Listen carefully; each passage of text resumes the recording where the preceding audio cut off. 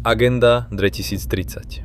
Jedni hovoria, že ide o plán, ktorý má pomôcť svetu zvládnuť chudobu, klimatické problémy a ekonomické nerovnosti. Iní tvrdia, že za pekne znejúcimi cieľmi sa môže skrývať niečo o mnoho väčšie. V posledných rokoch sa čoraz viac diskutuje o témach ako digitálna identita, bezhotovostná ekonomika, uhlíkové limity, 15-minútové mestá, tlak na farmárov či rastúci vplyv medzinárodných organizácií na jednotlivé štáty. A práve tu vzniká otázka, ktorú si dnes položíme. Ide naozaj iba o modernizáciu spoločnosti a ochranu planéty? Alebo sa postupne vytvára systém, ktorý môže výrazne zmeniť slobodu jednotlivca, fungovanie ekonomiky a suverenitu krajín? V tomto videu sa pozrieme na pôvod Agendy 2030, jej prepojenie na starší projekt Agenda 21, na kritiku klimatických politík, digitalizácie spoločnosti, zmien v poľnohospodárstve, zdravotníctve či vzdelávaní. Pozrieme sa aj na to, prečo niektorí ľudia tvrdia, že sa svet postupne presúva smerom k centralizovanému systému kontroly a prečo iní považujú tieto obavy za prehnané alebo konšpiračné. Moje meno je Peter Ťurek a vítam vás na kanáli, kde sa na veci pozeráme trochu inak, než ako ich často prezentujú médiá. Verím, že najväčšou silou proti jednostrannému pohľadu je informovaný divák. Človek, ktorý má prístup k viacerým perspektívam a dokáže si vytvoriť vlastný názor. Ak vám toto video prinesie hodnotu, môžete ho podporiť odberom, lajkom, komentárom alebo zdieľaním. Pomôžete tak dostať tieto informácie k čo najviac ľuďom. Ďakujem vám a poďme na video. Agenda 2030 nevznikla zo dňa na deň. Jej korene siahajú až do roku 1992, keď sa v Rio de Janeiro konal veľký summit Zeme, organizovaný Organizáciou spojených národov. Práve tam vznikol projekt Agenda 21, plán pre 21. storočie, ktorý sa zameriaval na trvalo udržateľný rozvoj, klimatické otázky a environmentálnu politiku. Oficiálne išlo o snahu koordinovať globálne problémy, ako sú znečistenie, rast populácie alebo spotreba zdrojov. Kritici však tvrdia, že summit znamenal začiatok postupného presunu rozhodovania od národných štátov smerom k medzinárodným štruktúram. Jedným z najčastejšie spomínaných subjektov v tejto debate je tzv. Club of Rome, rímsky klub. Ide o think tank založený v roku 1968, ktorý sa venoval otázkam budúcnosti civilizácie, populácie, ekonomiky a zdrojov planéty. Veľkú pozornosť získala ich správa Limits to Growth z roku 1972. Tá pracovala s modelmi, podľa ktorých môže nekontrolovaný ekonomický rast a rast populácie viesť ku globálnym problémom. Podporovatelia tvrdia, že išlo o varovanie pred neudržateľným vývojom. Kritici však hovoria, že práve odtiaľ vznikla myšlienka, že problémom nie je iba znečistenie, ale samotný človek. A práve tu sa začína jedna z najväčších kontroverzií celej agendy 2030. Na papieri totiž všetko vyzerá pozitívne. Koniec chudoby, koniec hladu, kvalitné vzdelanie, zdravie pre všetkých, ochrana prírody. Lenže kritici upozorňujú, že dôležité nie sú iba samotné ciele, ale spôsob, akým sa zavádzajú do reality. Napríklad prvý cieľ – koniec chudoby. Kto by bol proti odstráneniu chudoby? Otázka však znie, akým spôsobom sa to má dosiahnuť? Kritici tvrdia, že namiesto budovania silnej strednej triedy môže dochádzať k rastúcej závislosti ľudí od štátu.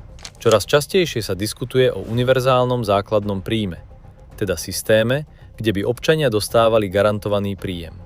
Podporovatelia hovoria, že ide o ochranu ľudí pred automatizáciou a ekonomickými krízami. Kritici sa však obávajú, že ak sa človek stane úplne závislým od systému, stráca ekonomickú nezávislosť. A práve ekonomická nezávislosť bola historicky základom osobnej slobody. Druhý cieľ hovorí o ukončení hladu vo svete. No práve tu kritici upozorňujú na rastúci tlak na poľnohospodárov. V mnohých krajinách rastú regulácie, ceny energií, ceny hnojív a environmentálne požiadavky. Časť poľnohospodárskej pôdy sa mení na solárne parky alebo priemyselné projekty.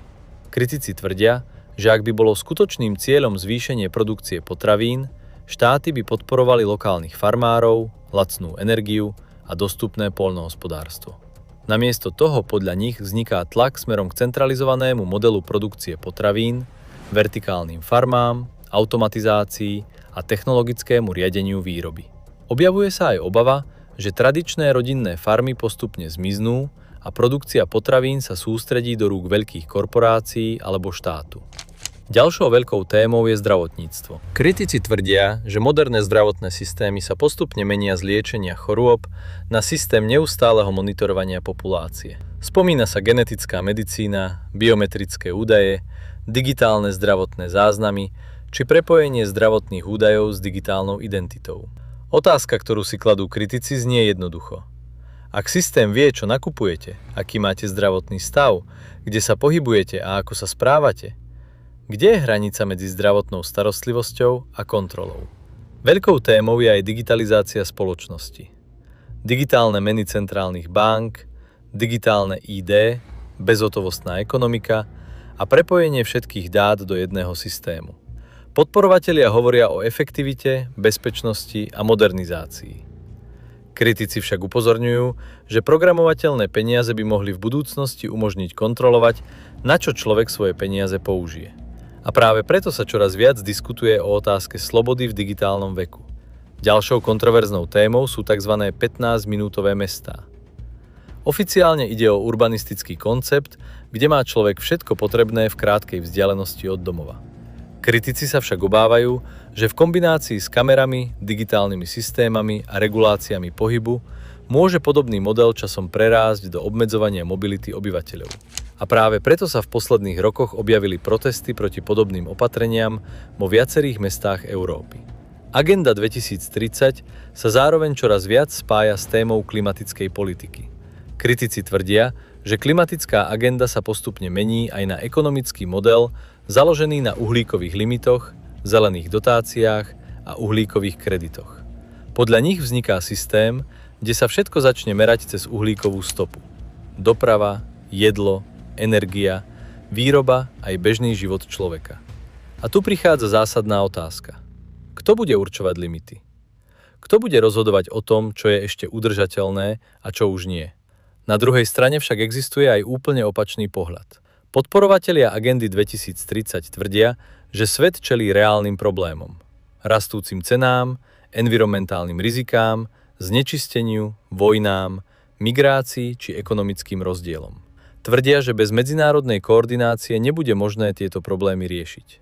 A práve preto je táto téma tak kontroverzná. Pretože nejde iba o životné prostredie. Ide o otázku moci, slobody, kontroly, suverenity štátov a budúcnosti celej spoločnosti. Kritici tvrdia, že Agenda 2030 môže viesť k centralizovanému systému kontroly.